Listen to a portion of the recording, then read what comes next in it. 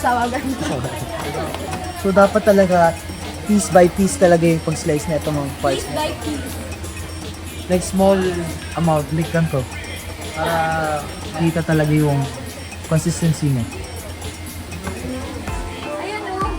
Ayun dito. Diba? Pare, Anton, sa gitna ka talaga, no? Oo nga, basta ko lang Sa gitna na para bang cooking show talaga.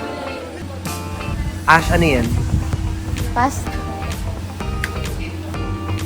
Wow, taga-check. Grabe naman yung Anton. Bossing natin to ngayon eh. Boss Anton, Boss Anton. na para bang head chef sa katake Kaya niya. nga eh, sobrang... Head chef na parang ikot pa yan siya. Pero, alam mo, yung kunyari snap-snap siya, no? Na hindi ako mamas. Oh, yeah.